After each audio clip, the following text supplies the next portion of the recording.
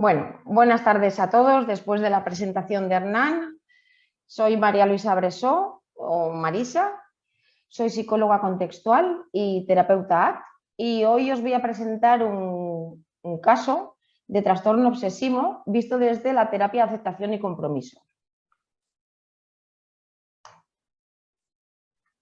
Vale.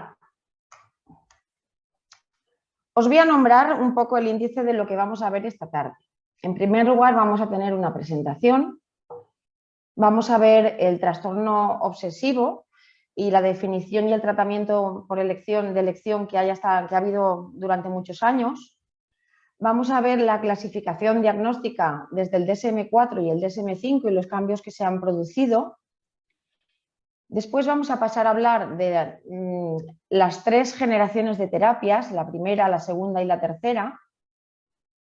Hablaremos después de qué es ACT, donde veremos qué es el sufrimiento humano desde la perspectiva de ACT, y hablaremos del trastorno de evitación experiencial como una alternativa a la clasificación diagnóstica del DSM. Después os presentaré lo que es el caso clínico de TOC, el caso de Paula, donde veremos su conceptualización y su historia, el análisis funcional, el tratamiento que se llevó a cabo y algunas metáforas y ejercicios experienciales en ACT. Y luego pasaremos a ver los resultados. Bueno, pues vamos a empezar. Vale. En este caso clínico de trastorno obsesivo compulsivo, vamos a ver cómo el análisis funcional, desde una perspectiva conductual, va a ser una continua guía del tratamiento. Vamos a describir algunas intervenciones basadas en ACT y cómo la intervención cumple la función de facilitar que el cliente comience a hacer movimientos en acciones comprometidas con sus valores personales. Vamos a ver cómo trabajar con valores va a ayudar y va a ofrecer como si fuera una guía durante todo el tratamiento, los valores personales que tiene el cliente. Vale, a ver que me esconda. Vale. El trastorno obsesivo compulsivo, el TOC, se caracteriza por la presencia de obsesiones que pueden ser pensamientos negativos intrusivos, pueden ser sensaciones, ideas fijas que aparecen de forma persistente y recurrente y que son sentidos por la persona como impuestos contra su voluntad y que generan mucha ansiedad.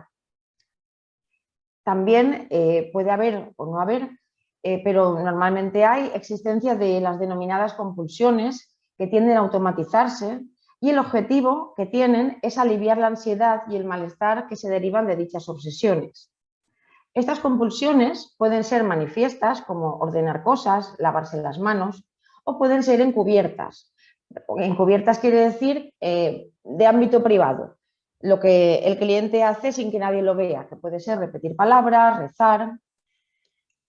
Vale.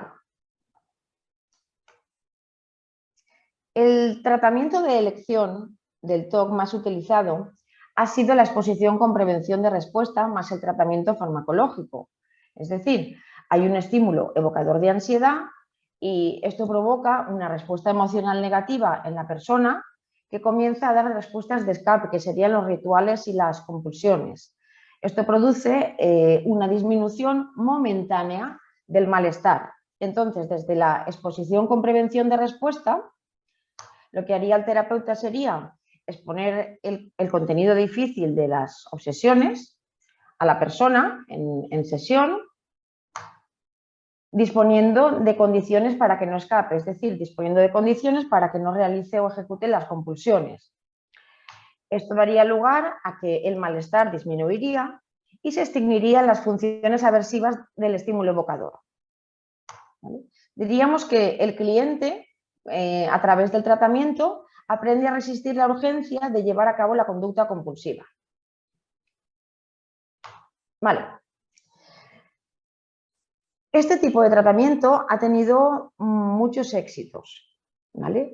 Pero el TOC se caracteriza por ser un trastorno muy resistente al tratamiento. Uno, por la cronificación de su sintomatología. Otro porque hay factores individuales que lo agravan, por ejemplo, el mantener determinadas creencias o la tendencia que tienen a la autoobservación. Otra puede ser por lo aversivo que resulta el tratamiento y otra por la baja adherencia al seguimiento de las pautas terapéuticas. En el DSM-4-TR, los trastornos de ansiedad, el trastorno obsesivo-compulsivo estaba incluido dentro de este grupo de trastornos de ansiedad. Así era considerado un trastorno de ansiedad junto a los ataques de pánico con agorafobia, agorafobia sin ataques de pánico, fobia específica, fobia social, trastorno de ansiedad generalizada, trastorno por estrés agudo, trastorno por estrés postraumático, trastorno de ansiedad debido a enfermedad médica y trastorno de ansiedad inducido por sustancias, ¿vale? Ahora os explicaré por qué hago esta clasificación y por qué quiero introducirlo de esta manera, ¿no? Para darle luego paso a ver cómo lo vamos a tratar desde la terapia de aceptación y compromiso. Vale. En los criterios del DSM-4-TR, el trastorno obsesivo-compulsivo estaría definido por la presencia de obsesiones o compulsiones que se definen como pensamientos, impulsos, imágenes recurrentes y persistentes que se experimentan como intrusivos e inapropiados y causan ansiedad y malestar. No son preocupaciones excesivas sobre problemas cotidianos y la persona intenta ignorarlos o suprimirlos o neutralizarlos con algún pensamiento o acción. La persona reconoce que no son producto de su propia mente, B. En algún momento del curso del trastorno, la persona ha reconocido que las obsesiones o las compulsiones son excesivas o irracionales. C. Las obsesiones o compulsiones producen malestar, pérdida de tiempo y deterioro funcional. D. Si está presente otro trastorno del eje 1, su contenido no se restringe a este. Y E. No se debe a efectos fisiológicos directos de alguna sustancia ni a ninguna condición médica general. ¿Vale? En el DSM-5, a ver si puedo esconder esto, no sé si lo veréis. Vale. Se han realizado muchos cambios y dentro de los cambios más destacados es que el trastorno obsesivo-compulsivo se ha retirado del grupo de los trastornos de ansiedad y se ha creado un nuevo grupo de trastornos, diríamos que es como una especie de espectro obsesivo denominado TOC y trastornos relacionados. Aquí, en este grupo, ¿vale?, encontramos al TOC junto a otros trastornos como son el trastorno dismórfico corporal, la tricotilomanía, el trastorno por escoriación y el trastorno por acumulación. ¿Vale? El trastorno dismórfico corporal consiste en la preocupación excesiva y desmesurada por un defecto mínimo o imaginario en la apariencia física de un paciente, lo que le provoca un deterioro en su calidad de vida que le insta a demandar distintos tratamientos médicos o quirúrgicos. La tricotilomanía sería el comportamiento recurrente de arrancarse el propio cabello por el simple placer, gratificación o liberación de la tensión, que provoca una pérdida perceptible del pelo. El trastorno por escoriación es un trastorno nuevo, catalogado como nuevo.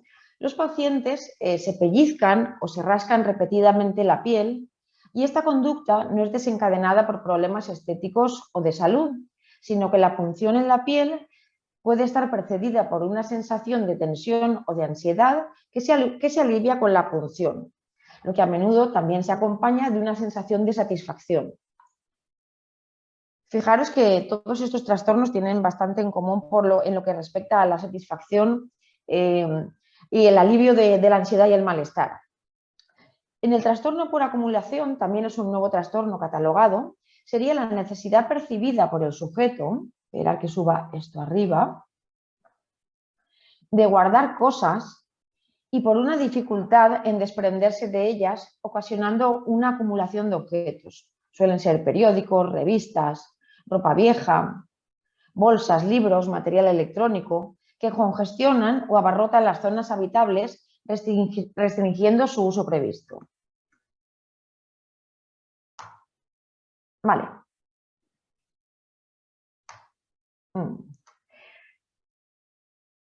¿Para qué os he comenzado hablando del DSM-4, el DSM-5, cuando los trastornos son considerados dentro de un grupo, luego se pasan a otro grupo? Desde una perspectiva contextual funcional, desde terapia, aceptación y compromiso, no vamos a seguir ningún criterio diagnóstico del DSM o del CIE, ya que para nosotros tiene una utilidad clínica muy limitada al no proporcionarnos ninguna clave funcional que nos oriente en nuestra intervención terapéutica. Nosotros vamos a hablar y vamos a incluir, ahora pasaré a explicaroslo un poco más adelante, de trastorno de evitación experiencial. Vale. Antes de comenzar, quiero hacer una breve referencia a la primera y la segunda terceración o generación de terapias, ya que para entender la tercera generación en la que estamos en este momento, se hace un poco preciso ponerle contexto con la primera y la segunda. Vale.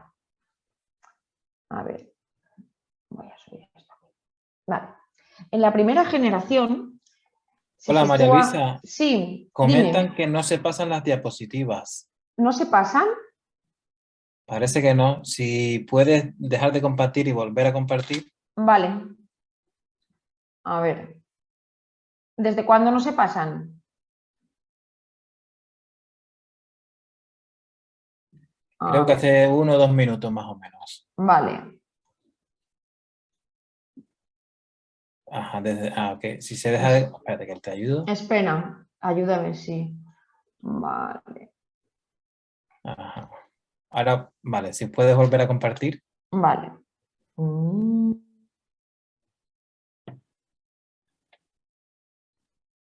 Vale. Pregúntales a ver si ya se ve. A ver, dicen que desde el DSM-5 dicen. Vale, pues me vuelvo atrás. Vale. Desde aquí. Vale. Ya. Perfecto. Vale. Bueno.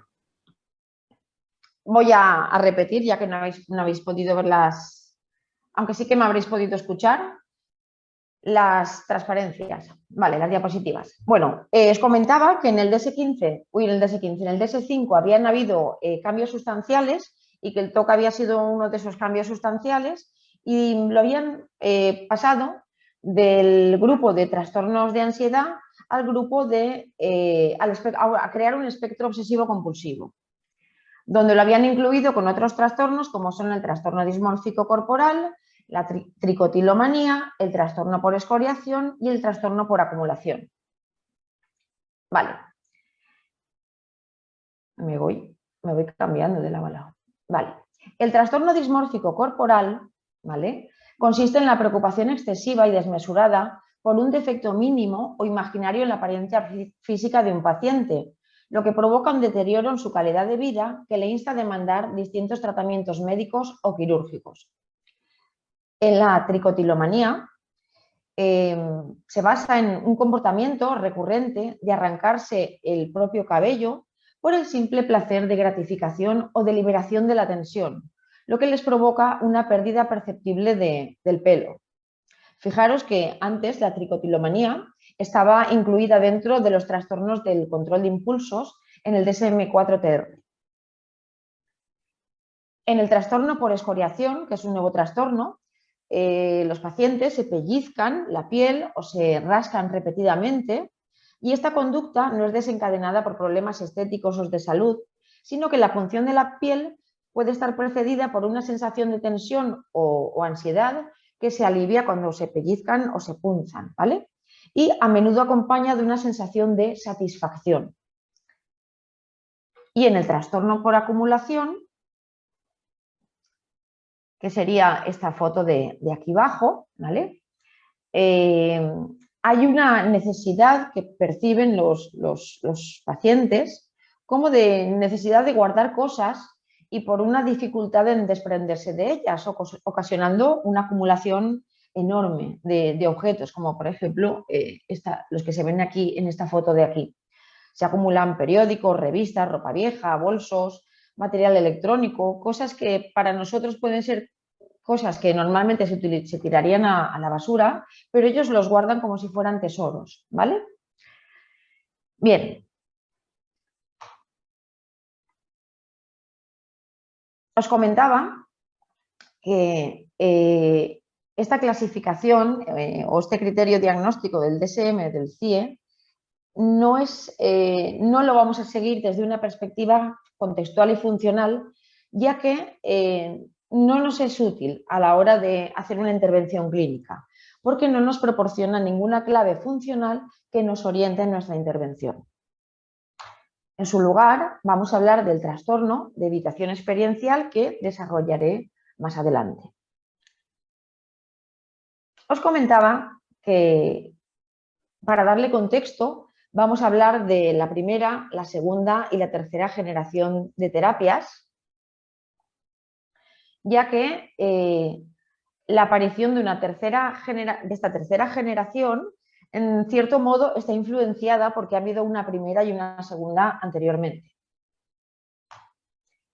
En la primera generación se sitúa en torno a 1950 y supone una nueva época dentro de la psicología, ya que es el momento en que se produce como una especie de rebelión contra el psicoanálisis y aparecen terapias psicológicas que están sustentadas en principios científicos, como la psicología del aprendizaje.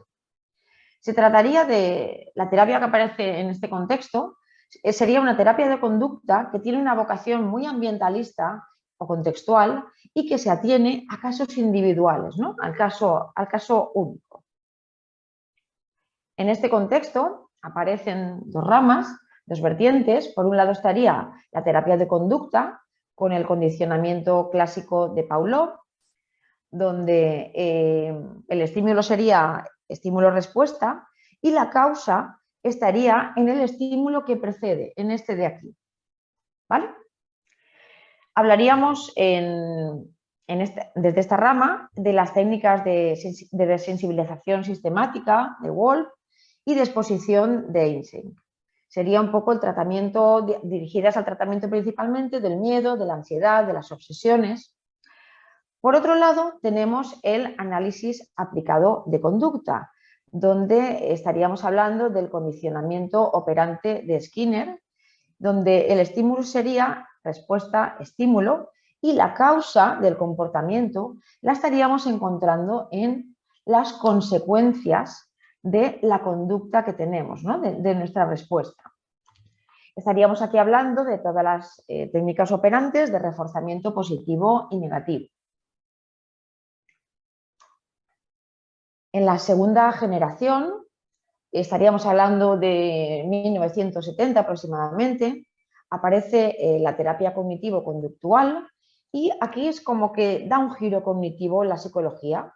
Comienza a hablarse del procesamiento de la información con el esquema de input-output, que si veréis se parece mucho al esquema estímulo-respuesta. Y se comienza a desvirtuar el sentido contextual e ideográfico, donde se ponía acento en las causas ambientales o contextuales y en el caso individual. Y en su lugar comienza a hablarse de que existen procesos cognitivos que no son observables que influyen en la conducta. Estos serían pues, las cogniciones, los pensamientos, las creencias, las expectativas, las cuales son consideradas las causas de los problemas emocionales y conductuales. Y aquí empieza a aparecer esa clasificación donde cada trastorno tiene su disfunción cognitiva específica. En la terapia conductual, cognitivo-conductual, el esquema seguido sería OR, ¿vale? Donde el énfasis se pone en el organismo, ¿vale? Y se comenzarían a aparecer las técnicas dirigidas a cambiar el contenido de las cogniciones, que es la famosa reestructuración cognitiva. Vale. ¿Qué ocurre? Que en esta segunda generación aparecen limitaciones, ¿no? Y una de las explicaciones que se da a estas limitaciones de la terapia cognitivo-conductual es que existe una tendencia a estandarizar los casos, lo que hace que se pierda eficacia, que no se tengan en cuenta las diferencias individuales y puede que, no se sabe, pero puede que el éxito que ha tenido pueda deberse, es una hipótesis, que se deba más a la parte conductual que a la cognitiva. ¿Vale?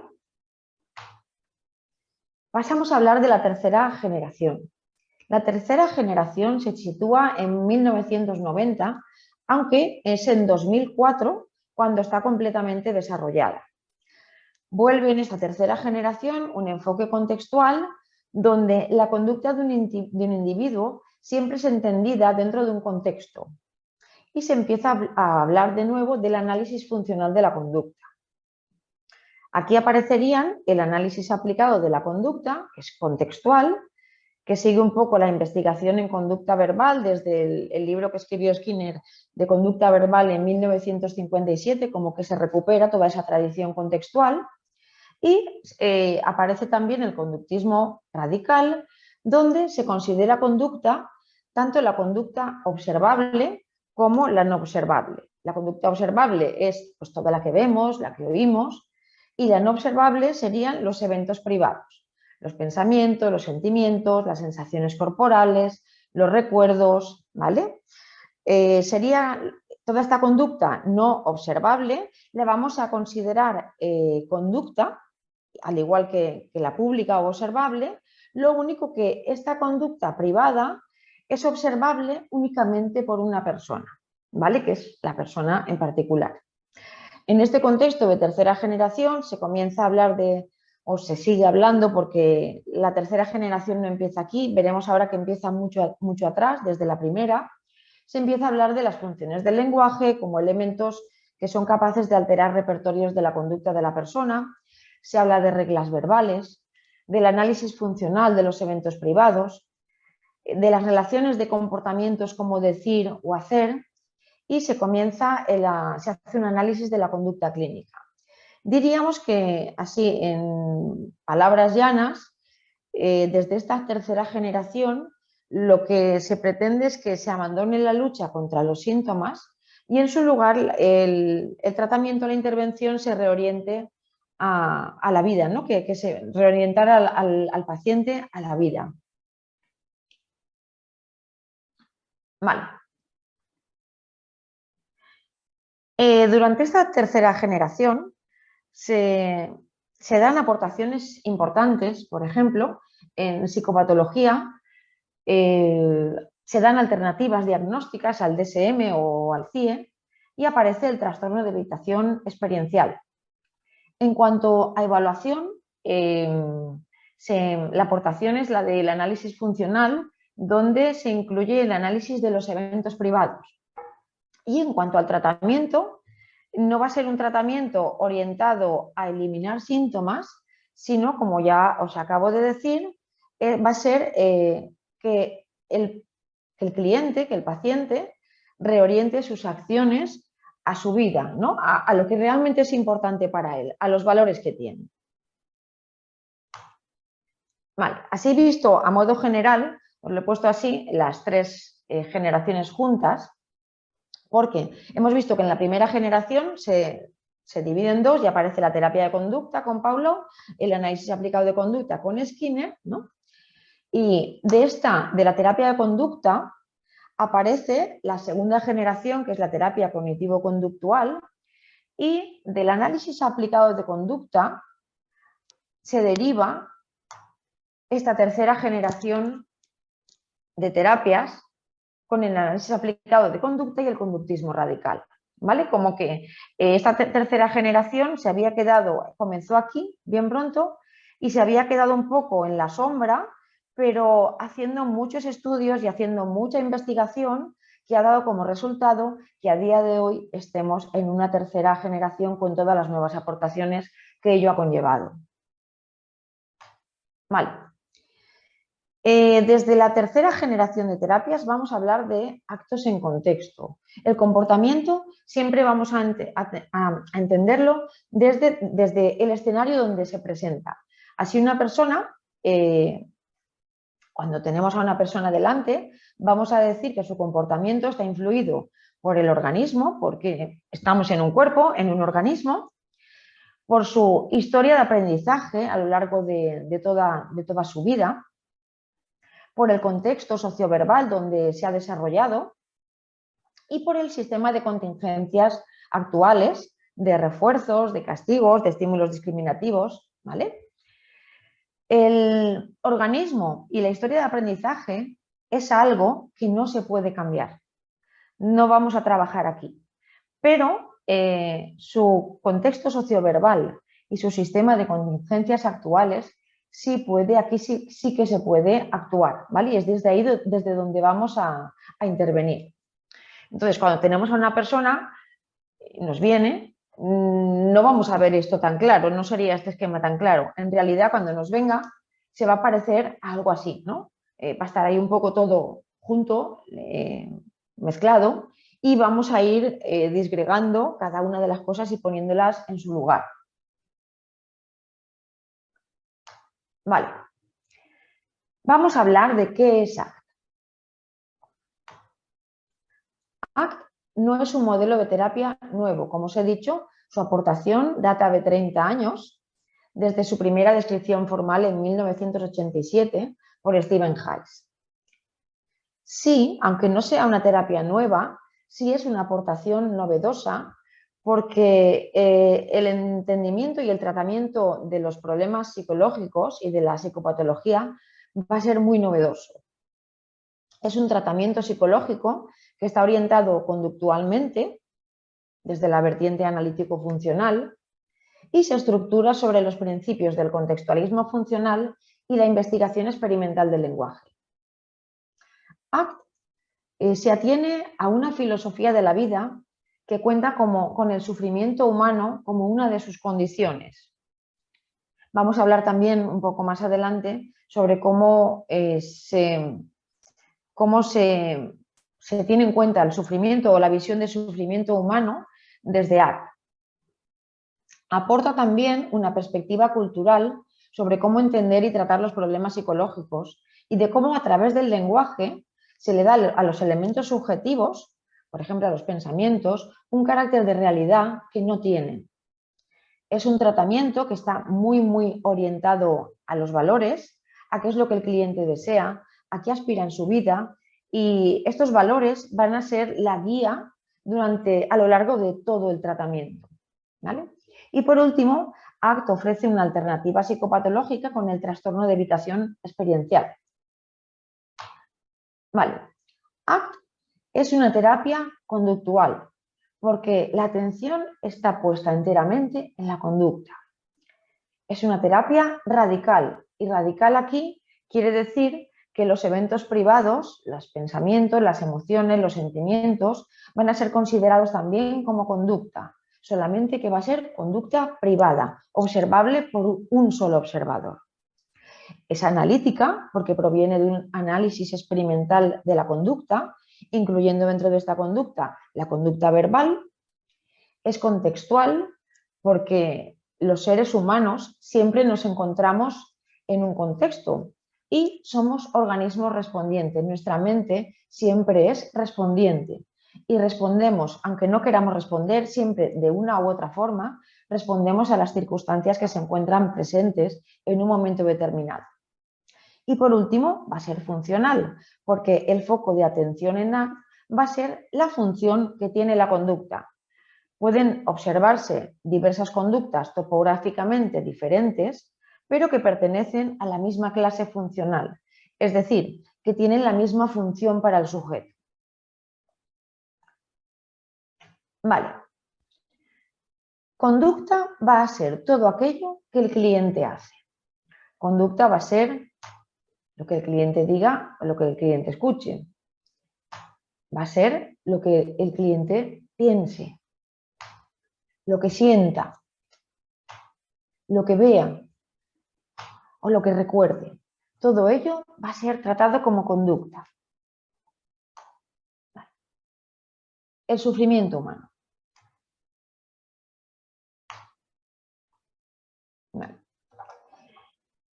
He querido plasmaros esta parte de la vista o la visión sobre el sufrimiento humano, porque dependiendo de dónde situemos el origen del sufrimiento de nuestros pacientes, se van a delimitar unos objetivos terapéuticos u otros. Y también se van a elegir unas técnicas de cambio psicológico u otras. Y también se van a establecer qué va a ser para nosotros un criterio de éxito terapéutico. No va a ser lo mismo un criterio de éxito terapéutico para un cognitivo que para un conductista, o para un gestáltico o un terapeuta ACT, ¿vale? Digamos que esta visión del origen del sufrimiento humano es como que filtra, es como ponernos unas gafas desde las cuales se van a resaltar unos aspectos u otros de todo el universo que es el paciente. El sufrimiento humano desde la perspectiva de ACT es la capacidad que tenemos los seres humanos de traer al momento presente penalidades pasadas y recuerdos, y también la capacidad de traer al presente sufrimientos futuros a través del lenguaje. Esto sería lo que hacemos con la rumia mental, ¿no? Que a veces estamos en el pasado y nos sentimos como vivimos aquello en el pasado, pero lo estamos sintiendo en presente. Y muchas veces nos imaginamos futuros que todavía no han existido y somos capaces de sentir en el momento presente sensaciones en función a ese sufrimiento futuro que estamos pensando. ¿Vale? Y fijaros que otra cosa muy curiosa es cómo la humanidad, cada vez hay un desarrollo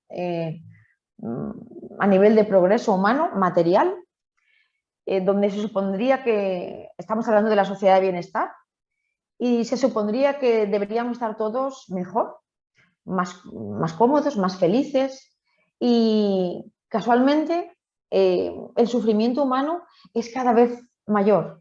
Hay mayor sufrimiento humano ahora que hace 50 años, en la época de nuestros padres. Y esto es algo que llama la atención. Vale. Para ACT, el lenguaje está en la base de la felicidad y de la infelicidad humanas. Digamos que tener lenguaje sería como tener los dos lados, ¿no? El lenguaje tiene una parte brillante que es extremadamente útil. Con el lenguaje podemos analizar, podemos planificar, hacemos cosas maravillosas con el lenguaje y con la mente. Y tiene una parte oscura que puede ser muy limitante, ¿vale? Entonces, ¿cuál va a ser nuestro objetivo? Aprender a manejar el lenguaje sin ser atrapado por su lado oscuro, ¿vale? Otra cosa a resaltar es que en nuestro marco social el concepto de sufrimiento es totalmente contrapuesto al de bienestar, ¿vale? Y equiparamos lo que es la felicidad con ausencia de dolor y ausencia de problemas, ausencia de ansiedad y de preocupaciones, y digamos que la infelicidad sería tener dolor, sería tener problemas, sería tener preocupaciones. Desde este marco, diríamos que pensar en positivo equivaldría a sentirse bien y pensar en negativo equivaldría a sufrir. Y así, si vamos bajando hasta abajo, sentirse bien, pensar en positivo, que sentirse bien sería considerado como tener salud mental, con lo cual si pensamos en negativo y sufrimos, lo asociamos a enfermedad mental, ¿vale? Entonces, la salud mental se asocia con normalidad y la enfermedad mental la asociamos con anormalidad. ¿Qué significa ser normal? Ser normal significa que podemos vivir bien y actuar bien. Y no ser normal implica que no podemos vivir ni actuar bien. ¿Esto a dónde lleva? A que si somos normales y podemos actuar bien y vivir bien, podemos ser responsables de nuestros actos y sentirnos bien. Y cuando entramos dentro de esa anormalidad, donde no podemos vivir ni actuar, pues digamos que está equiparado a no sentirnos ni ser responsables de nuestros actos, ¿vale? Esto sería un poco a nivel social cómo se entiende el sufrimiento o el bienestar, ¿no? Vale. Partimos de que socialmente hay un supuesto de normalidad saludable, ¿no? Y esto se equipara mucho con el modelo médico. Desde la salud física diríamos que un cuerpo sano es un cuerpo que no está enfermo, ¿no? Que haya ausencia de enfermedad y que esta enfermedad está perturbada por infecciones y virus que hay que atacar para poder volver a tener un cuerpo sano. ¿Qué ha ocurrido? Que en salud mental se ha equiparado un poco o se ha cogido este modelo médico y se asume que los seres humanos, pues inherentemente, somos felices, somos solidarios, somos altruistas, estamos en paz con nosotros mismos y que esto equivale a tener una mente sana.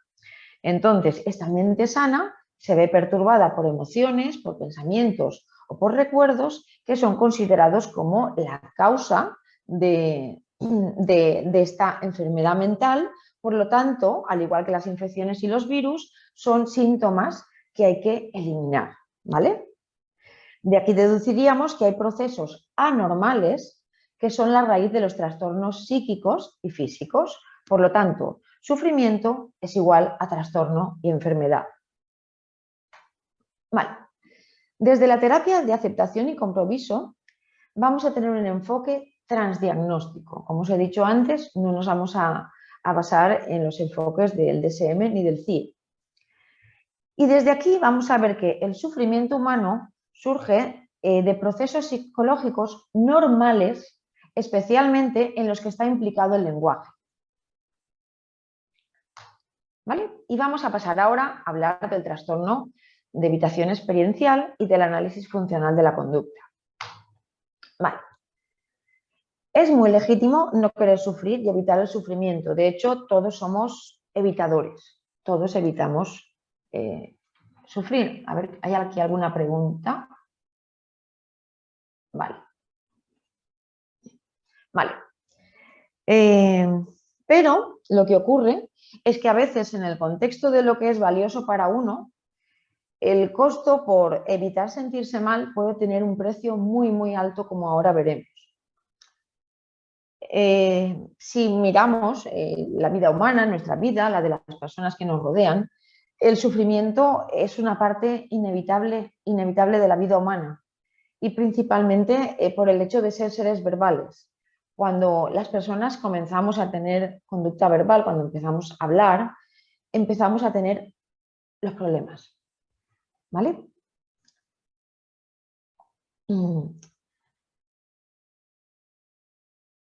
Vale. ¿Cuándo aparece? Estábamos hablando de la conducta de evitar el sufrimiento, pero el problema aparece cuando nuestra cabeza nos dice que no puedo hacer las cosas si tengo ansiedad, no puedo hacer las cosas si no tengo autoestima y pienso que no valgo, ¿vale? Y empezamos a hacer un montón de cosas para quitar esos pensamientos o eventos privados y creyendo que esa va a ser la solución a nuestro problema. Pero ¿qué ocurre? Que nuestra experiencia nos dice cosas muy distintas. Nos dice que cuanto más intentamos hacer eso, las cosas no están funcionando, que nuestra vida no está mejor y que nos sentimos tremendamente mal. Y entonces en esa ambivalencia de yo estoy haciendo lo que creo que se debe de hacer, porque si algo tenemos en la mente es busca la coherencia, ¿cómo puede ser que yo esté haciendo lo que creo que se debe de hacer, pero yo me esté sintiendo así de mal, ¿vale? Entonces, cuando esto ocurre, normalmente las personas piensan que si están haciendo lo correcto y no da resultado, que el problema lo tienen que tener ellos, que algo raro hay con ellos que no está funcionando. ¿Vale? A ver. Vale. Un poco se seguiría, esto sería como una bola de nieve, ¿no? Cuando hay malestar, hay intentos por evitar el malestar. Entonces, con estos intentos por evitar el malestar, el cliente va limitando su vida cada vez más, lo cual hace que pierda reforzamiento en su vida, lo cual le ocasiona más malestar. A más malestar, más acciones de evitación, lo que va incrementando paulatinamente el malestar y incrementando a la vez sus esfuerzos por evitar el malestar, con lo cual el malestar cada vez es más grande y esto es un círculo vicioso del que no salen. Vale. El trastorno de evitación experiencial está presente cuando una persona no está dispuesta a establecer contacto con sus experiencias privadas, vividas aversivamente. Serían estados, sensaciones, pensamientos, recuerdos, y se comporta deliberadamente para alterar tanto la forma o frecuencia de dichas experiencias como las condiciones que las generan. Este patrón de comportamiento resulta aparentemente efectivo a corto plazo, porque sí que es cierto que alivia a corto plazo y durante corto periodo de tiempo la experiencia negativa, y al producirse este alivio se repite más, pero que al acontecer de un modo generalizado y a largo plazo extiende las experiencias negativas y produce una limitación en la vida de la persona. Sería un poco de ir en contra de lo que es valioso en la vida de una persona. Vale. Ahora sí que voy a pasar aquí a hablaros de, el caso de Paula. Vale, Paula es una persona con trastorno obsesivo-compulsivo, tiene 26 años, es española, está soltera, cursa estudios superiores de educación infantil, no tiene pareja en la actualidad y vive con su madre, es de padres divorciados, trabaja con su padre en una empresa familiar. Antes de venir a consulta ha pasado por 6 psicólogos antes sin obtener ninguna mejoría y el psiquiatra le ha diagnosticado TOC con tratamiento farmacológico. ¿Vale? Vamos a ver aquí. El motivo de la consulta de Paula es su estado de ánimo depresivo, ¿no? Ella verbaliza que se encuentra sin ilusión, con sensación de vacío, de estar viva sin estarlo, desde los 17 años, o sea, hace ya 9 años. Y otro motivo de la consulta son la presencia de numerosas obsesiones, compulsiones también y pensamientos negativos. Como os he dicho, ha tenido tratamientos anteriores, ha pasado por 6 psicólogos donde no ha obtenido mejoría, recibe tratamiento farmacológico por el psiquiatra, pero tampoco tiene apenas mejorías, está medicada con ansiolíticos y antidepresivos, y su demanda es disminuir los pensamientos y las obsesiones, tener mejor estado de ánimo, quitarse la sensación de me da igual todo, dormir menos porque pasaba muchas horas durmiendo y saber qué quiere en la vida, como tener un propósito. Vale. En cuanto a la historia, Paula, cuando le pregunté por su infancia, refiere que fue feliz. Aunque más tarde me comenta que en realidad había tenido la sensación de que no le hacían caso, ¿vale? Tiene un hermano mayor que ella y se ha criado principalmente con sus abuelos maternos, con los que se sentía muy bien, ¿no? Ella, de su infancia, la época que mejor recuerda o donde ella recuerda felicidad, ¿no?, y plenitud, es con sus abuelos. A los 13 años se divorcian sus padres en el mes de agosto y, curiosamente, cuando le preguntas por esta época, ella dice que no le afectó. Es como ella dice, se puso una coraza de me importa un bledo, todo, ¿no? Me importaba un bledo. O sea, esto no va conmigo y ni siento ni padezco. El padre lo refiere ella como la parte emocional, como que es una persona impulsiva y alocada, que trabaja muchas horas, que no está muy presente con la función de padre. Es una persona que ha tenido varias infidelidades a la madre y en la actualidad, cuando ella viene a consulta, está casado con una mujer mucho más joven, habiendo tenido, creo que eran 2 hijos más con ella, ¿vale? Ella comenta que su padre no la tomaba en serio y se reían de ella cuando intentaba tomar decisiones, ¿no? Como a ella le gustaba mucho tocar la batería, quería estudiar batería, le encantaba hacer magia y como que eran actitudes o elecciones que hacía ella que eran castigadas con la burla, con decirle, no seas tonta, ¿vale? La madre la refiere como la parte más cerebral dentro de la pareja. Es una persona que tiene dificultad para expresar emociones, que le da bastante relevancia a la imagen y a lo que piensa la gente, que la está comparando constantemente con su hermano, ¿no? Ella es como la rebelde y su hermano era el correcto de los dos. En la actualidad, su madre tiene una pareja estable y ella convive con su madre y su pareja, con la que se lleva muy bien, con la pareja de su madre. Aunque dice que la relación con su madre es rara, ¿no? Como que a ella no le sale darle ningún abrazo ni darle las buenas noches. Vale. En los estudios, cuando iba al instituto, sacaba malas notas y ahí es donde su madre la comparaba continuamente con su hermano. Le hacían bullying en el instituto entre los 14 y los 15 años. También habla de esta época como, esto no fue conmigo, yo me encerraba a mí misma y como que tampoco lo llevó excesivamente mal.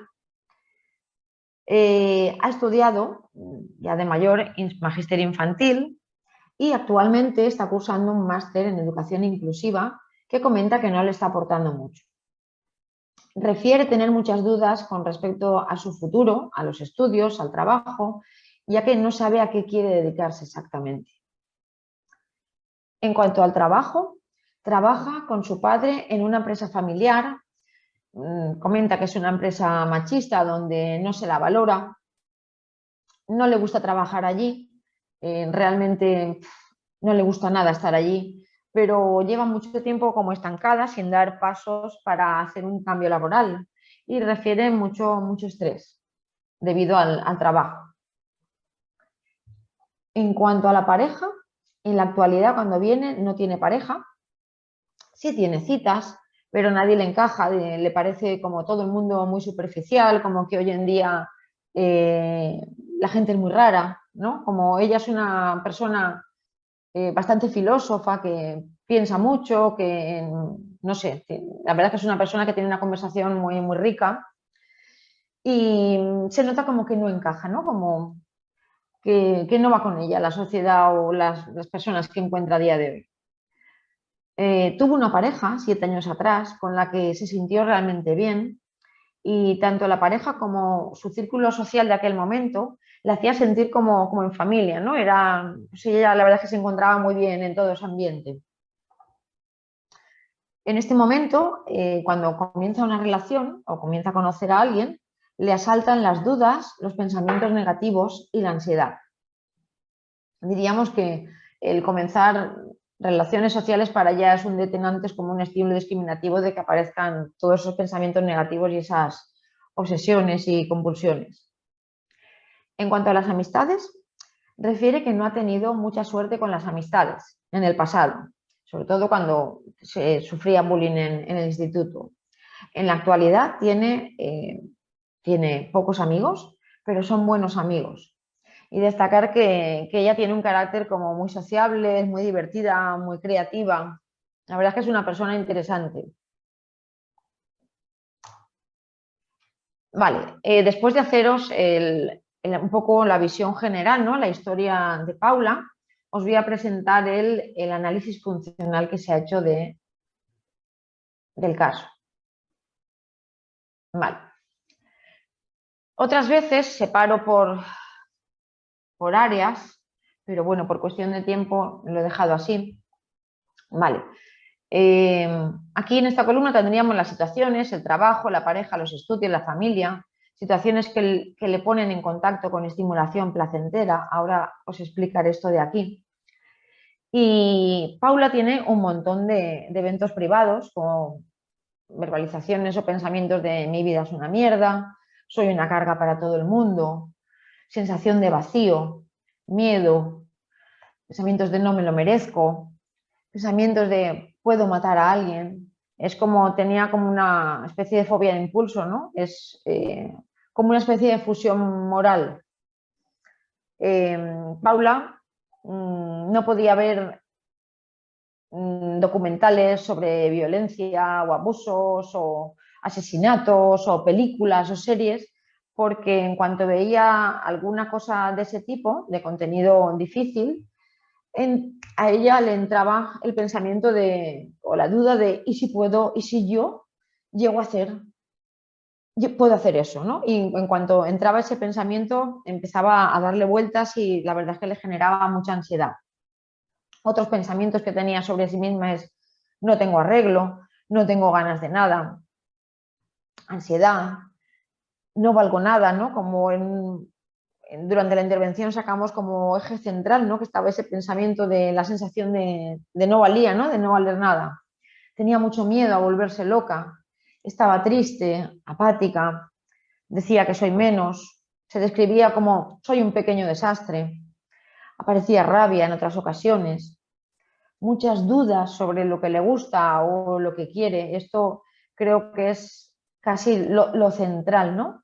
En la intervención, porque le generaba tantas dudas, sus pensamientos le generan tantas dudas que realmente ella no sabe, no llega a discriminar ni quién es, ¿no? Como que estaba tan fusionada con lo que su mente le decía que era incapaz de tomar ninguna elección porque no sabía exactamente qué quería. Otras cosas que le venían es vas a estropearlo todo, estás equivocada, realmente no te gusta. Esto principalmente le ocurría en relaciones de pareja, ¿no? Cuando le gustaba a alguien o cuando comenzaba a tener intimidad con alguien, era como una especie de sabotearse y su mente siempre le empezaba a decir estás equivocada, no te gusta, no quieres ir, no quieres verla, y allí ya empezaba a enredarse y a darle 1000 vueltas y a acabar súper mal. Vale, estos eran pues, los múltiples eventos privados que tenía. ¿Qué hacía para resolverlo? ¿Vale? Pues Paula hacía un montón de cosas. Tenía una rumia constante, era una persona que tenía que entender las cosas. O sea, ella si entraba en su cabeza el pensamiento de no, tú a ti no te gusta esta persona, ella le daba 1000 vueltas para encontrar una solución y para averiguar de manera mental qué es lo que a ella realmente le importaba o lo que ella quería. Entonces había mucha rumia, ¿no? Como intentar con el objetivo de intentar entender algo y si he llegado a entenderlo me sentiría aliviada, ¿no? Como llegar a alguna conclusión. Vale. Luego colocaba las cosas rectas, las zapatillas, el pomo de las puertas, los objetos torcidos cada vez que venía a consulta y yo la verdad es que algunas cosas las tengo torcidas, creo que tengo hasta una lámpara torcida y cuando llegaba empezaba a ponerlo todo en su sitio, era muy curioso. Cerraba el coche 4 veces seguidas, eran compulsiones de verificación.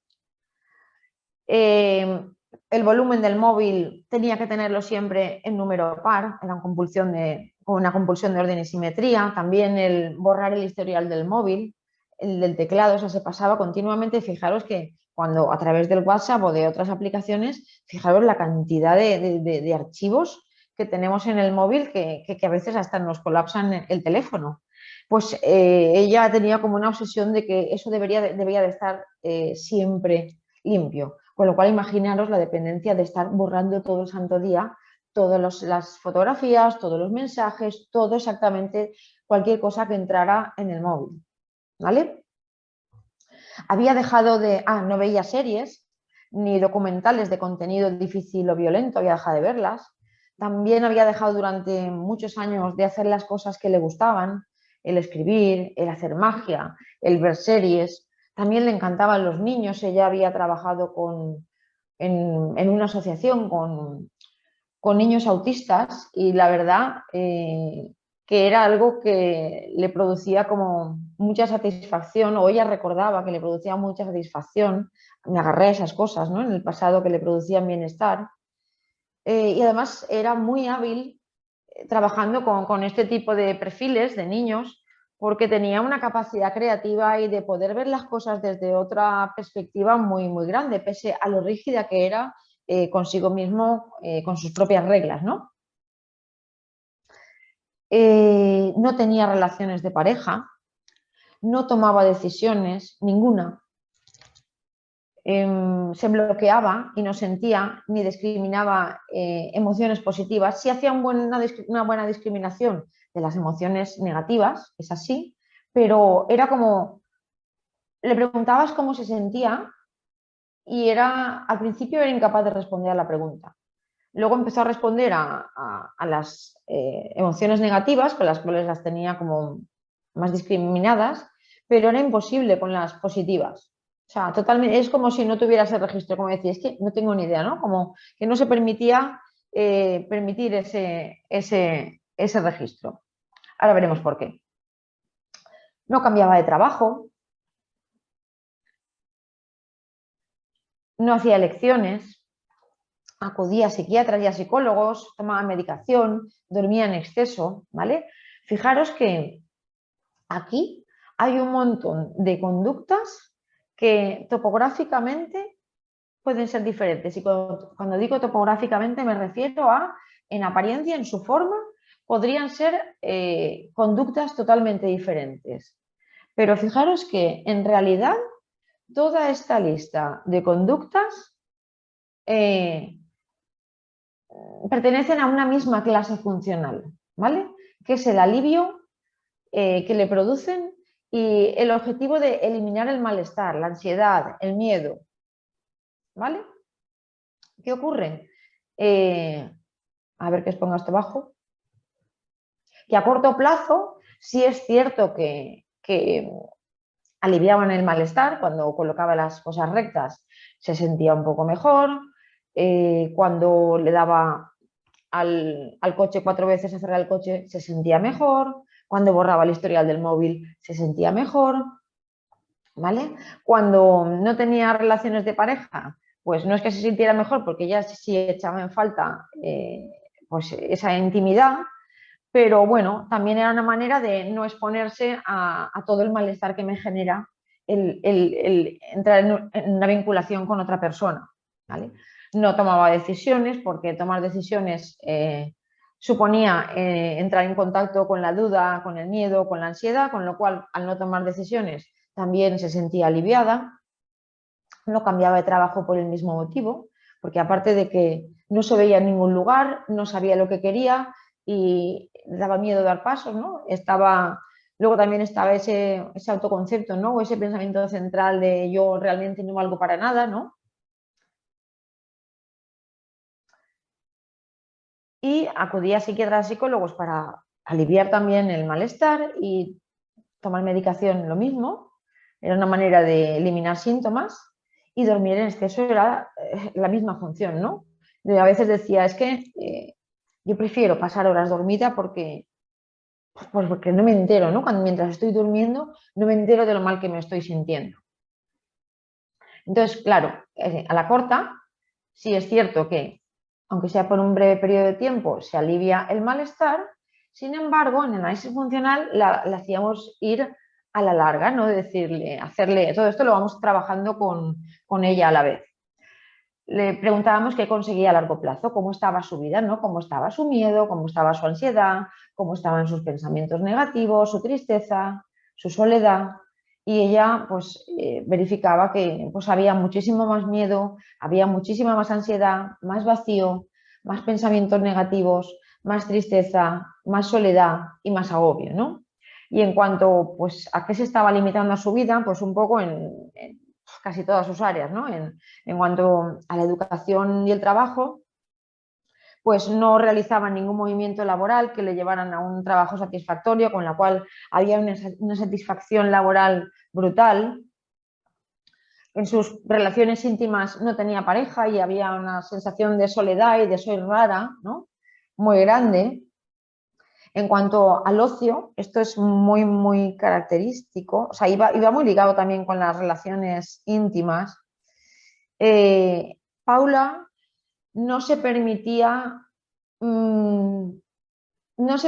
tener experiencias agradables, no se permitía ilusionarse con cosas, no se permitía tener nada relacionado con sus intereses o sus valores personales, ¿no? Era como que bloqueaba todas y cada una de esas acciones y al final llegó a no saber ni siquiera quién era porque no sabía qué le gustaba. Ella sabía que en el pasado le gustaban ciertas cosas, pero en el presente no estaba conectando con esa parte de conectar con el valor que tenía para ella todas estas actividades, ¿vale? En cuanto a su salud y el cuidado personal y físico, estaba bastante abandonada, no se autocuidaba, no hacía deporte, no comía bien, no se compraba ropa. En cuanto a sus relaciones sociales, tenía menos amigos, y en cuanto a su familia había como una relación distante, ¿no? Como sintiendo que no la comprendían, ¿no? Como que ella era un poco la loca y no la comprendía nadie. ¿Vale? Cuando hacemos el análisis funcional, les preguntamos a través de distintas áreas, no nos quedamos solo con una, sacamos con ellos un montón de eventos privados, ¿vale? Diferentes, y todas estas acciones que ella hace para resolverlo, ¿vale?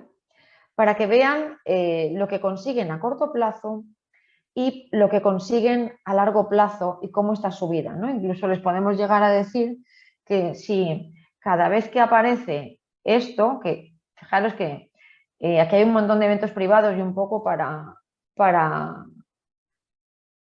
cortarlo, ¿no? O como una manera para llamarlo de otra manera y englobarlo dentro de una misma clase funcional, le decíamos, dale un nombre, ¿no? A todo esto. Y ella le llamó caca, ¿no? Entonces se le hacía ver cómo cuando caca aparecía, tal cual la había llamado ella, pues Paula se ponía a hacer un montón de cosas, ¿vale? Con el objetivo de que caca desapareciera. Se intentará en un lenguaje fácil y comprensible para ella.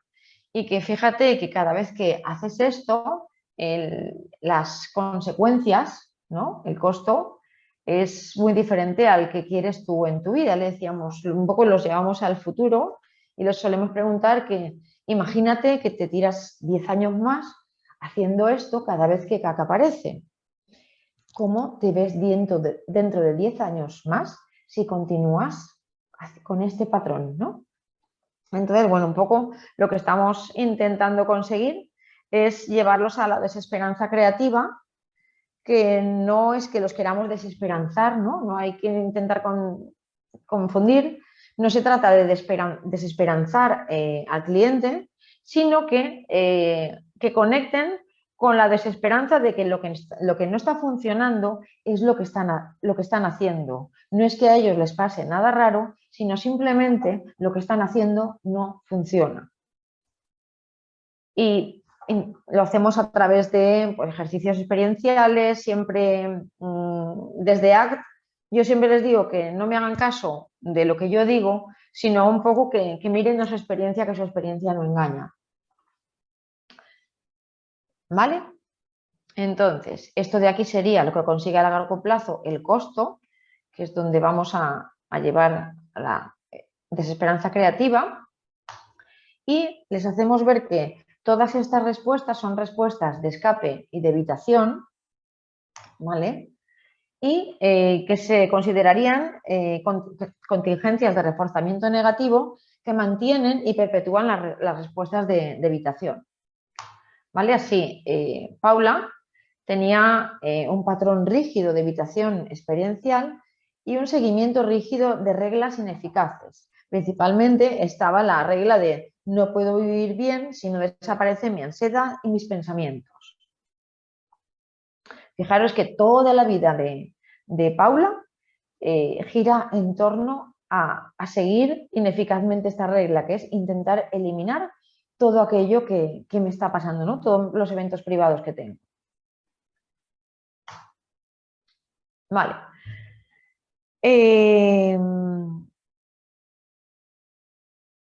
¿Por qué ACT, ¿no? Para el trastorno obsesivo compulsivo? El TOC es un trastorno que tiene una gran carga de malestar y suele tener mucha cronificación. Y si ACT es especialmente útil es en trabajar con este tipo de trastornos, porque cuando yo le puse a Paula, cuando hicimos el análisis funcional, fue fácil, ¿no? Que viera el costo, porque ella ya venía con el costo de estar un montón de años así. Entonces, cuando hay mucho costo, es mucho más fácil entrar, ¿no? Que si hay menos costo. El TOC es un trastorno donde existe gran cantidad de evitación experiencial. Y ahora que estamos hablando del TOC, pero si nos vamos a los a los trastornos que habíamos visto, que estaban dentro de este espectro obsesivo, ¿no? En el DSM-5, cualquiera de los trastornos que hemos mencionado, la tricotilotomía o cualquier otro, hay una gran cantidad de evitación experiencial.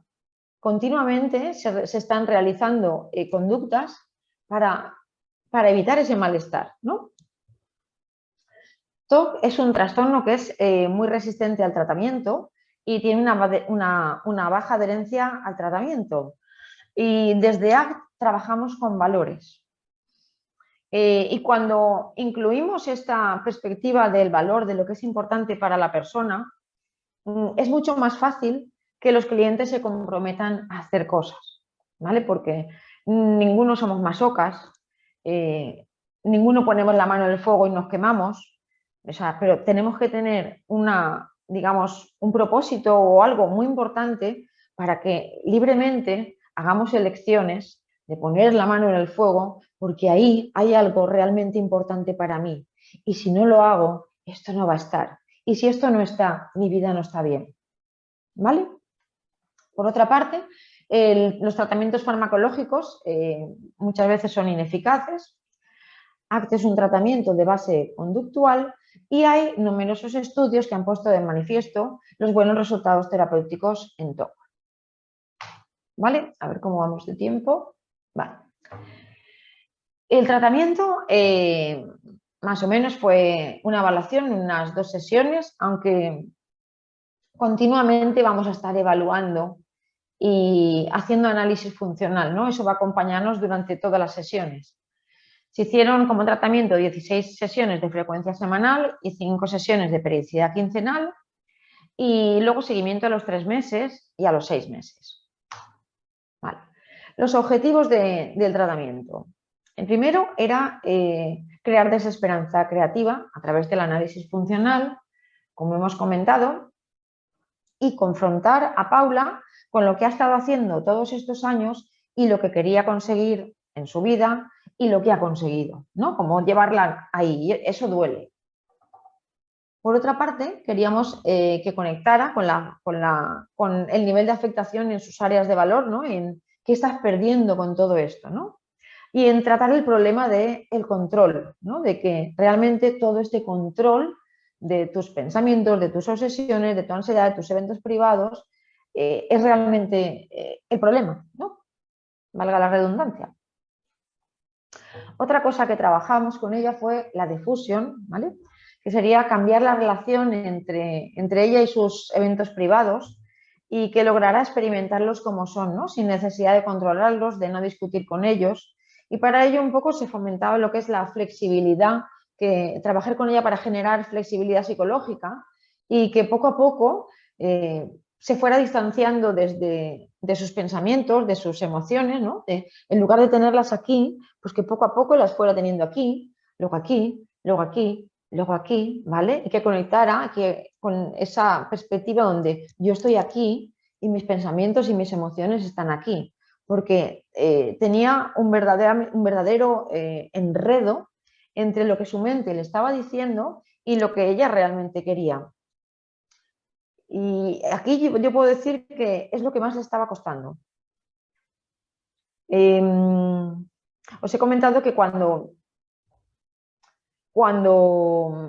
iniciaba algo importante para ella, su mente la saboteaba y empezaba a traerle pensamientos como no te gusta esto. Entonces, por un lado estaba lo que ella quería y por otro lado su mente que estaba convenciéndola de no te gusta, esto va a salir mal, lo vas a arruinar todo, ¿vale? Entonces ella llegaba a un momento que estaba tan fusionada entre lo que le daba su mente, lo que le decía Caca y ella misma, que no sabía, decía, es que no sé quién soy, no sé lo que quiero, o sea, estoy totalmente perdida, ¿no? Y trabajar con ella esta perspectiva, ¿no? Que diferencie lo que era Caca, como ella le llamaba, a lo que Paula quería, ha sido como un trabajo muy, muy importante a lo largo de todo el tratamiento. Clarificamos también direcciones valiosas.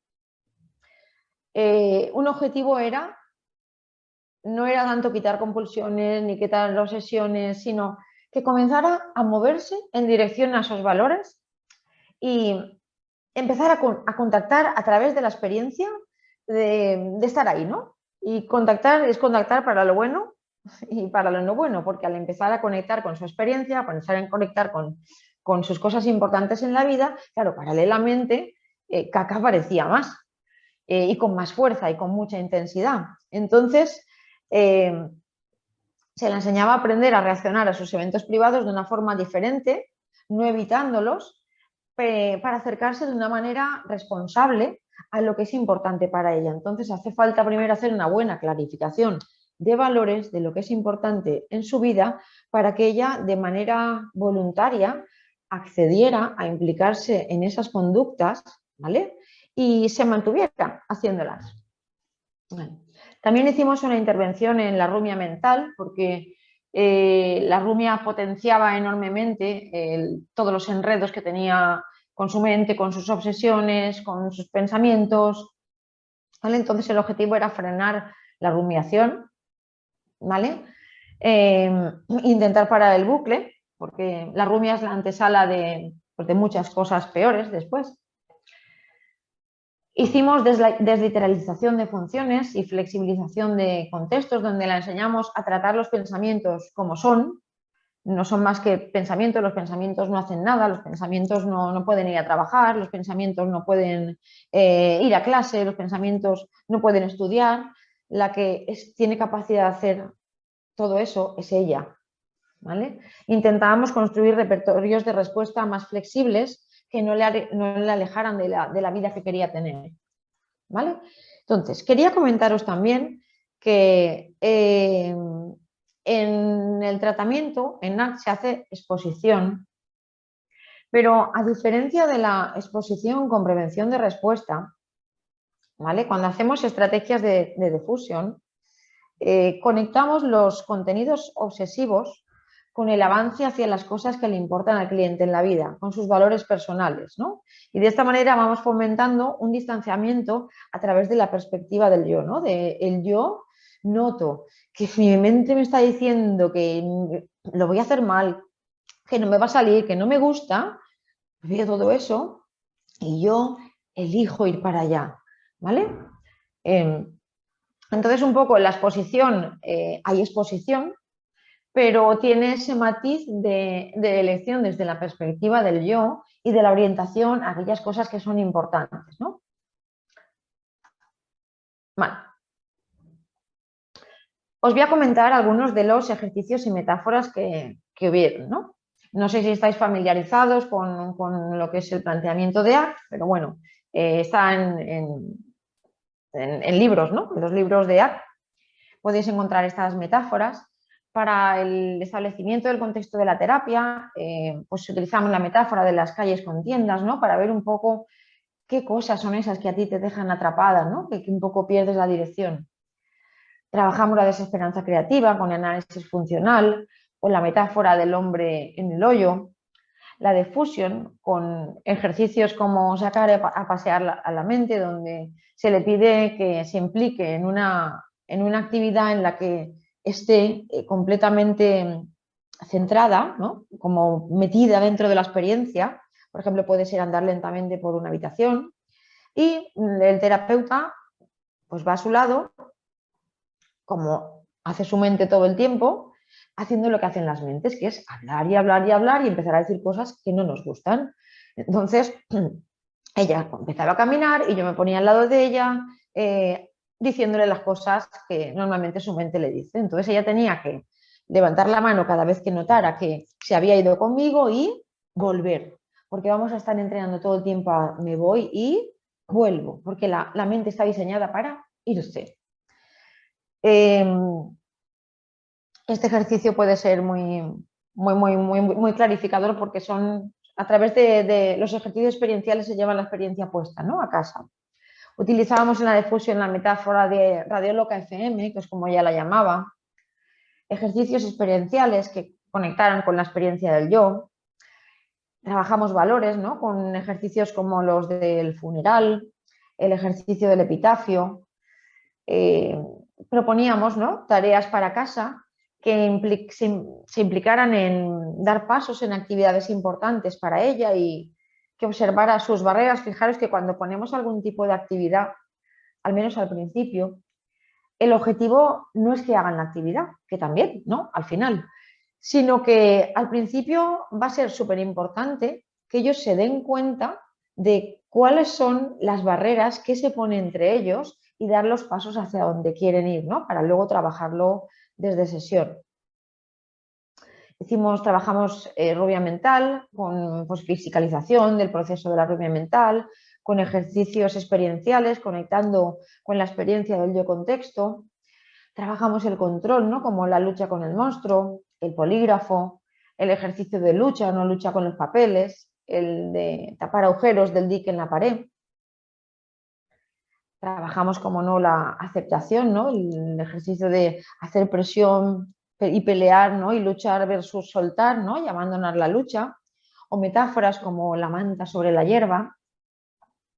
Y también trabajamos dimensiones del yo, como el yo contexto, con metáforas como la del tablero, ¿no? A ver si por aquí... Vale, estaba mirando a ver si había alguna pregunta. Vale. Ay, perdonad. Vale. Esto para abajo. Vale, los resultados, ¿no? ¿Os acordáis que os decíamos las gafas, ¿no? Las gafas de cómo vemos el sufrimiento humano. Y esto va a repercutir en cuáles son nuestros criterios de éxito terapéutico. Entonces, bueno, los resultados es que Paula aumentó actividades en dirección a lo que es importante en su vida, tanto en el área afectiva, de hecho, pues, tiene ahora una pareja ya casi consolidada con una persona. En el trabajo cambió de puesto, aunque está en la misma empresa aún, pero no lo vive con ese estrés, ¿no? Laboral y con esa carga que mantenía antes. De hecho, las personas que le rodean la están viendo de otra manera, ¿no? Como una persona implicada y responsable, cuando antes la tenían como una persona que no le implicaba, que no le importaba nada, de hecho decía, me la trufa todo, como que no era muy responsable. Y bueno, ahora todo esto está cambiando y esto está repercutiendo en su propia satisfacción, ¿no? Personal. En cuanto a sus estudios también, está ya pensando en orientar, empezó a hacer prácticas, prácticas con niños, y empezó estas actividades, ¿no? Que se proponían y que ella misma eligió, la hacían conectar, ¿no? Con todas esas cosas que a ella le gustaban, y le preguntábamos ¿cómo te has sentido? ¿Cómo ha sido para ti cuando has estado ahí con esos niños? Y ella poco a poco ha ido volviendo a conectar con eso que le importa a ella, que a la vez era un refuerzo, ¿no? Eso sí que era un verdadero refuerzo de su propia experiencia, más allá de lo que le podamos decir nosotros. En la parte familiar tenía una mejor relación con su madre, ¿no? En la que curiosamente había descubierto que pues, no era tan cerebral y que su madre también era emocional, ¿no? Y ha habido un acercamiento entre ellas. Y en cuanto a su salud y bienestar físico, pues se apuntó a hacer deporte, se controló la dieta, salió a comprarse ropa, ¿vale? A la par, disminuyeron significativamente las compulsiones, pero fijaros que de todas las tareas que yo mandaba a casa, algunas sí que ha habido dirigida a compulsiones, ¿no? Y además se las ponía ella voluntariamente, de mira, voy a dejar de hacer lo del coche, y venía y me decía, voluntariamente he dejado de... Nada, he notado que tenía ganas de cerrarlo 4 veces y no lo he hecho en toda la semana. Yo le preguntaba, bueno, ¿cómo te has sentido? Pues me he sentido fenomenal. Digo, ¿y ahí quién ha mandado? ¿Has mandado tú o ha mandado caca? No, ahí he mandado yo. Y le decía, ¿y cómo se siente cuando mandas tú y me manda caca? Y dice, ¡buah! Genial, ¿no? Eran ese tipo de resultados son los que buscamos en ACT, ¿vale? Y luego fijaros que todas estas mejorías se han manteniendo, aún teniendo momentos críticos de ansiedad e incertidumbre. O sea, sí hay momentos en que ella tiene ansiedad, pero como cualquiera. Sí hay momentos en que tiene dudas, pero como cualquiera, ¿no? Sí que es cierto que ella tiene la tendencia a enredarse en ciertas cosas que ella misma ya conoce, ¿vale?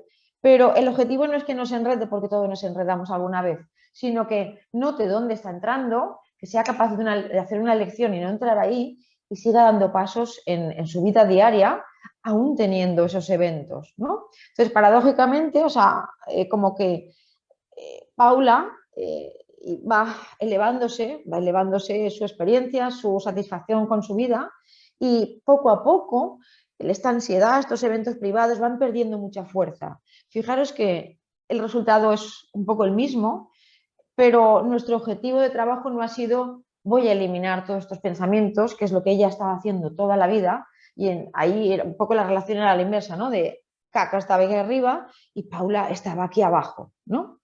Y bueno, creo que esto ya era el final. A ver, sí. Ya pasamos a... Uy, perdón. Si tenéis alguna pregunta...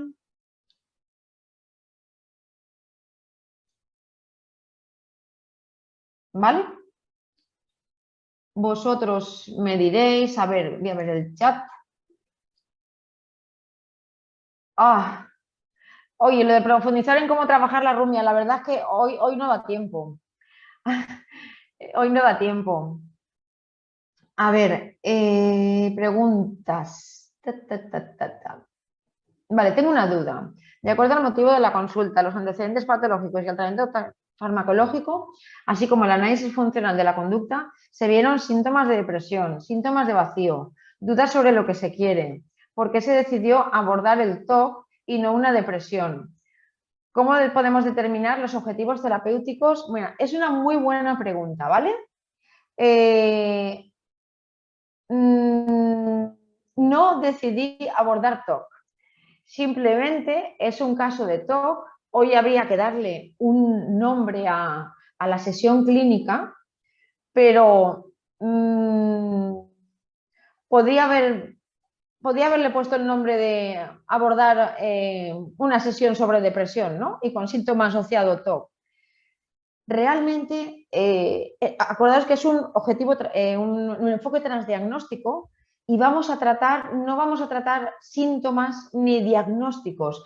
He llamado TOC porque por organizar, ¿no?, la información de alguna manera, porque a la mayoría nos han enseñado eso, ¿no?, en la universidad, pero es lo mismo.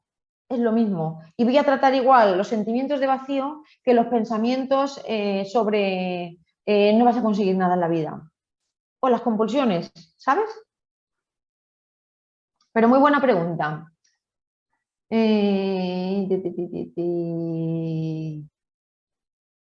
¿La trabaja con psicofármacos? No, no. O sea, ¿os referís a con psicofármacos con alguien que esté en tratamiento? A ver, sí, muchas veces las personas nos vienen con tratamiento farmacológico. Lo que pasa es que el tratamiento farmacológico muchas veces no da resultados. Y, por ejemplo, yo cuando tengo una persona, me ha pasado en otros casos con TOC, porque podría haber puesto cualquier otro caso, donde ha habido un gran malestar y aunque la tendencia es a que vayan disminuyendo, ¿no? Hay veces que la persona tiene un malestar tan elevado que hace muy difícil trabajar con esa cantidad de malestar. Entonces, a veces un poco de psicofármaco reduce un poco. Yo siempre digo que no los anestesien, porque si los anestesian no tenemos nada que hacer, pero ni desde AG ni desde ninguna terapia. Entonces, que rebaje un poquito el malestar para que sea un malestar más aceptable desde donde poder empezar a trabajar, ¿no? Porque vamos a trabajar con bastante exposición. Vale, ¿dónde puedo ver la grabación o si la mandan por correo? Creo que me ha dicho Tony antes que la iban a subir el viernes al canal de ISEF de YouTube. Vale, gracias a vosotros. A ver si me dejaba alguien porque empieza por abajo.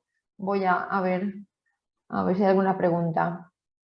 Si se quedará grabado.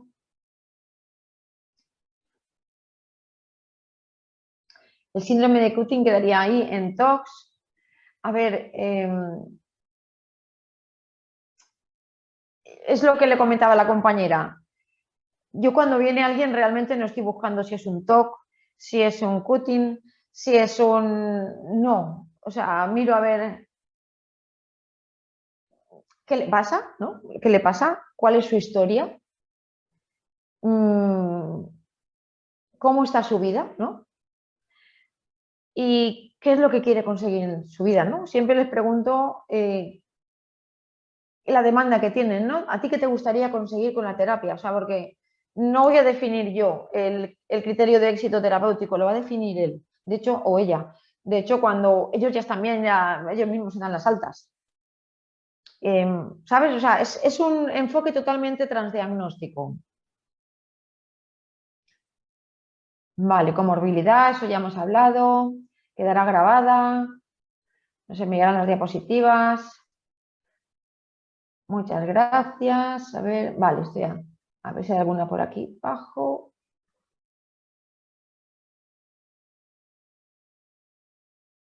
Vale, muchísimas gracias a vosotros.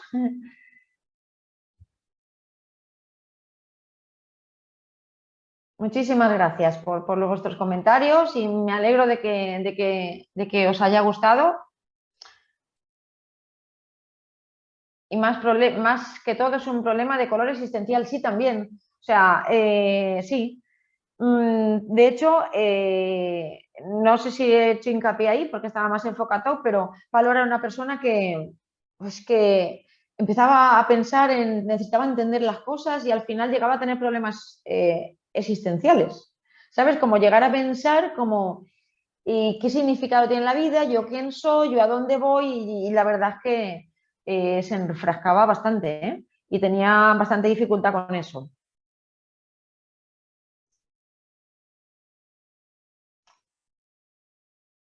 ¿Siempre que hay un toque hay trastorno de alimentación? No, no, no tiene por qué. No, aquí no había trastorno de alimentación, ¿eh?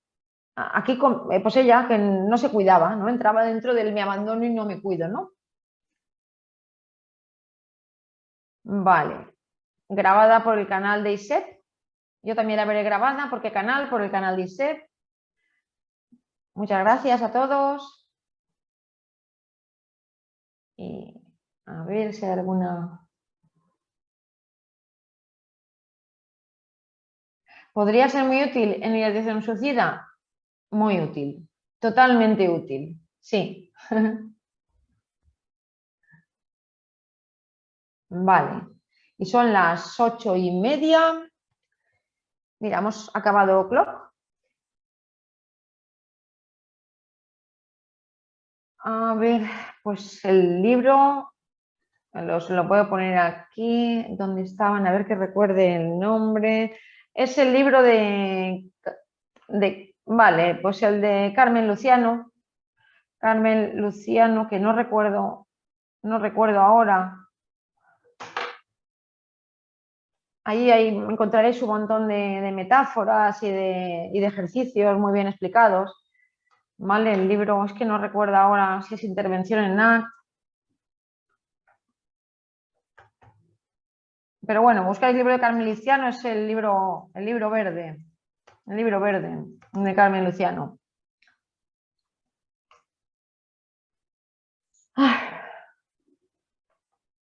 No es que se llame verde, es que no me acuerdo del título en este momento. ¿Vale? Pues...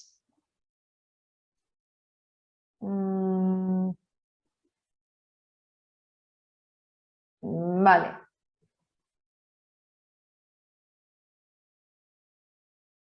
Vale.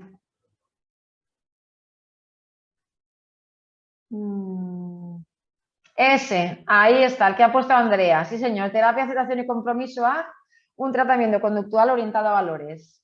Ahí encontraréis un montón de metáforas y ejercicios.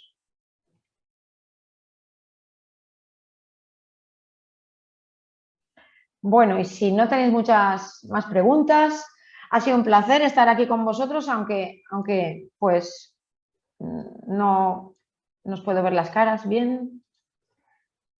Y nada, espero veros pronto. Bueno, y que os metáis en todo el tema de ACT y de terapias contextuales porque es una verdadera joya dentro de la psicología, ¿eh? Y bueno, hasta aquí todo. Gracias por todo. ¿Quieres estar al día de todo lo que ocurre en ISEP? Síguenos en las redes sociales y no te pierdas nada. Actualidad, entrevistas con expertos, masterclasses, sesiones clínicas, vida estudiantil, eventos y mucho más. Podrás encontrarnos en Facebook, Twitter, LinkedIn, Instagram y YouTube. Además, ahora podrás convertirte en el protagonista de nuestros perfiles sociales. ¿Cómo? Muy sencillo. Cuéntanos cómo está siendo tu experiencia en ISEP, muéstranos cómo es tu día a día o comparte las fotos de tus mejores momentos.